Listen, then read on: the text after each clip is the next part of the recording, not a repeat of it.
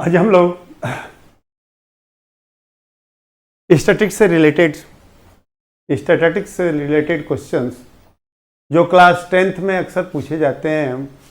ये बोर्ड में आपका question 3 marks 4 marks 3 marks 5 marks के अक्सर पूछे जाते हैं। किसी किसी बोर्ड में 4 मार्क्स से भी एक क्वेश्चन पूछे जाते हैं। जो एक क्वेश्चन हर साल जो है हर साल आता रहता है। तो सबसे पहले इसमें ये जो आपका क्वेश्चन है ये स्क्रीन पे आप देख सकते हैं। Following is daily expenditure on the lunch by 30 employees of a company.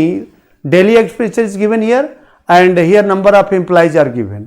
तो सिर्फ हियर फाइंड, यहां पर आपको फाइंड करना है मीन मीडियन मॉड को फाइंड करना है। ये तीनों जो है सेंट्रल टेंडेंसी के अंतर्गत आते हैं।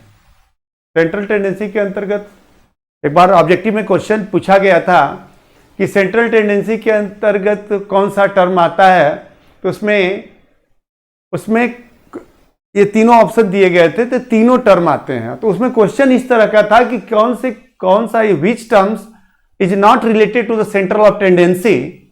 Option is given A mean, B medium, D mode and C mode and D central. ये सेंट्रल टेंडेंसी के अंतर्गत क्वेश्चन जो था इस तरह से था कि which terms is not related to the central tendency. A था मीन, बी था मीडियन, सी था मॉड एंड डी था स्टैंडर्ड डेरिवेशन। तो इसका ऑप्शन जो होता है वो डी होता है, स्टैंडर्ड डेरिवेशन। बहुत ही इंपॉर्टेंट क्वेश्चन ऑब्जेक्टिव के टर्म्स में पूछे गए थे। अब इसके बाद इस टाइप के जो क्वेश्चन होते हैं वो सब्जेक्टिव क्वेश्चन होते हैं। तो सबसे पहले हम लोग बात डिस्कस करेंगे मीन कैसे निकालते हैं। इसका सॉल्यूशन सबसे पहले हम लोग डिस्कस करते हैं कि मीन कैसे निकाला जाता है। सॉल्यूशन है मीन निकालना। तो सबसे पहले हम क्या करेंगे, जो ये डाटा है ना, जो ये डेटा है उस डेटा को टेबुलर फॉर्म में अरेंज करते हैं। और यहां पे लिख दिया CI और ये हो गया, यहां पे हो जाएगा FI और इसके बाद XI और अगला जो टर्म होता है FI इंटू XI। हम डिस्कस किसका करते हैं, FI इंटू XI होता है। तो हम किसकी बात कर रहे हैं, मीन कैसे निकाला जाता है।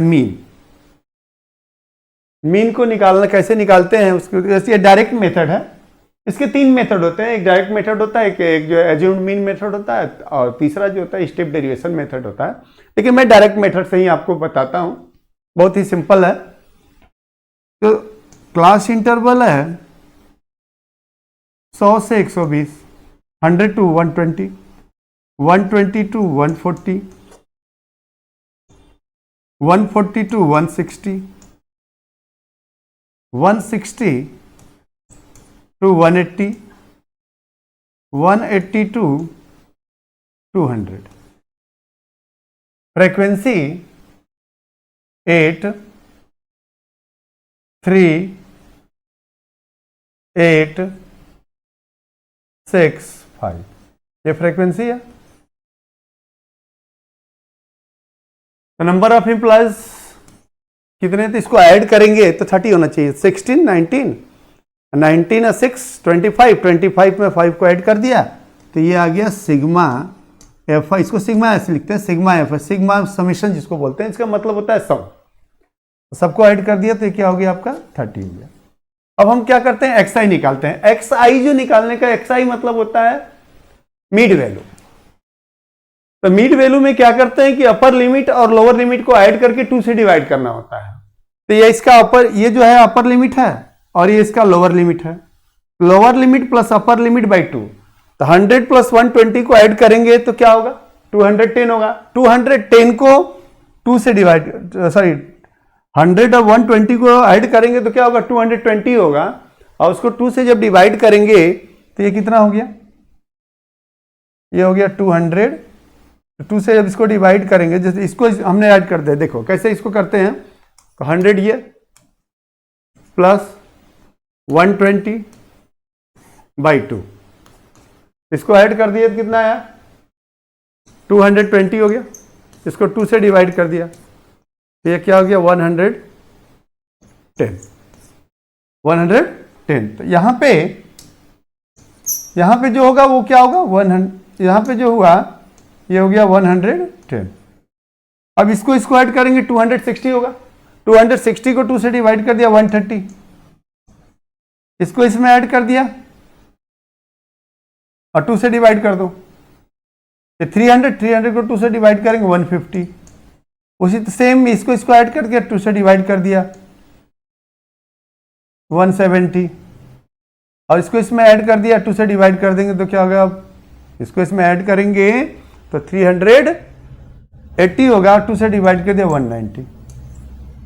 अब क्या निकालेंगे, F I into X I find out करेंगे तो ये है तुम्हारा एफ आई, ये है एक्स आई, इसको मल्टीप्लाई करते जाओ तो इसको मल्टीप्लाई करेंगे तो क्या हो गया, ये होगा, इसका इसमें मल्टीप्लाई कर दिया, इसका इसके साथ मल्टीप्लाई करेंगे तो ये हो गया दिस, और इसका इसके साथ मल्टीप्लाई करेंगे तो क्या होगा 15 जा 120, ये 120 हो गया, एक जीरो इसमें है, एक जीरो हमने पुट कर दिया। अब इसका इसमें मल्टीप्लाई करेंगे,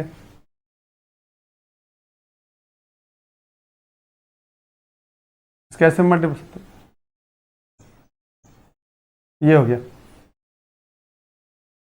और इसका इसमें मल्टीप्लाई कर देते हैं,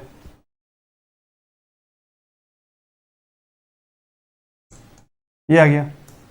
अब इसको ऐड करेंगे तो ये क्या आएगा, sigma F I into X I, सबको ऐड कर देते हैं, ये 0 0 0 हो गया, इसको इसमें ऐड करते जाओ, इसको इसमें ऐड कर देंगे 10, 10 में 9 ऐड कर दिया 19, और 19 में 5 ऐड कर देंगे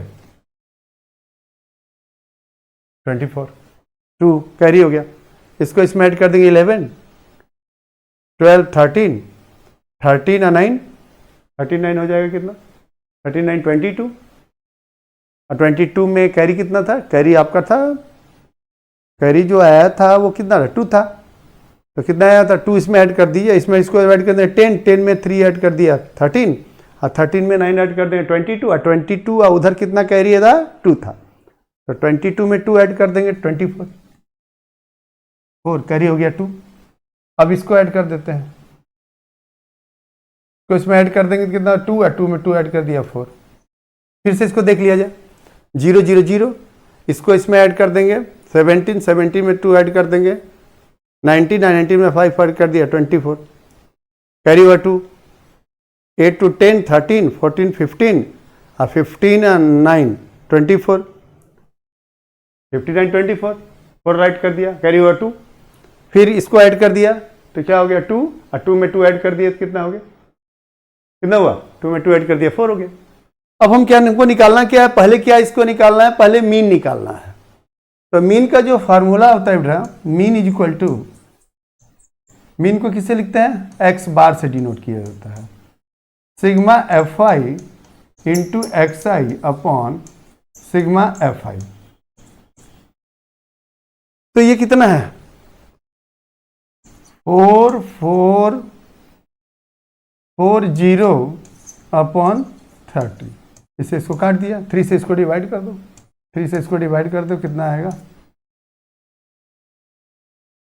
3 1 जा 3, 1 4, 3 4 जा 12, 2 3 8 जा 148, ये आपका क्या आ गया, मीन आ गया। क्लियर है सबको, किसी का डाउट है बोलिए। अब हम लोग बात करते हैं क्या, अब इसी क्वेश्चंस का हमें क्या निकालना है, अब इसी, ये तुम्हारा मीन निकल गया। अब अगला जो यही क्वेश्चन सेम होगा, अब हमें क्या निकालना है, अगले क्वेश्चन में हमें मीडियन निकालना है। ये जो क्वेश्चन है आपका 2 मार्क्स में पूछा जाता है। अब आगे हम लोग को मीडियन निकालना है, तो उसके लिए